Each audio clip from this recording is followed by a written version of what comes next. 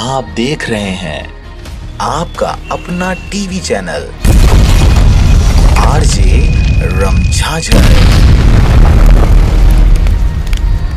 जज्बात के रंग, भरोसा के संग। खबर है बिलासपुर जिला के मस्तूरी क्षेत्र का, जहां पर लंबे इंतजार के बाद आखिरकार ग्रामीणों को मिली सफलता। उपचुनाव में महिला बनी सरपंच। मस्तूरी जनपद क्षेत्र के ग्राम पंचायत पराघाट में हुआ उपचुनाव। लंबे समय के बाद ग्रामीणों को मिली सफलता। ग्राम पंचायत पराघाट के पूर्व सरपंच प्रदीप सोनी 5 माह पूर्व कोरेक्स तस्करी करते हुए पकड़ा गया था, जो आज भी जेल में है। सरपंच की जेल जाते ही ग्राम पंचायत का विकास कार्य ठप हो चुका था। तब से लंबे समय से ग्रामीणों की मांग थी कि नए सरपंच का चुनाव हो और गांव का विकास हो। मस्तूरी एसडीएम ने इसी पर 6 मार्च को पराघाट के पूर्व सरपंच को बर्खास्त कर दिया। ग्राम पंचायत में कुल 20 वार्ड हैं।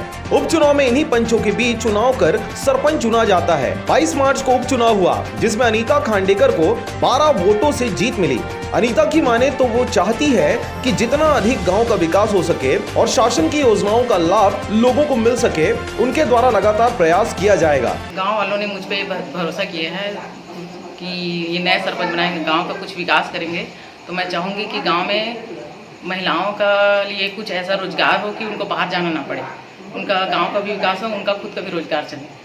और कोशिश करूंगी कि जितने भी सरकार की योजनाएं हैं वो सारी योजनाएं गांव के सभी लोगों तक पहुंच सके। मस्तूरी से रविंद्र टंडन की रिपोर्ट, आरजे रमझाझर।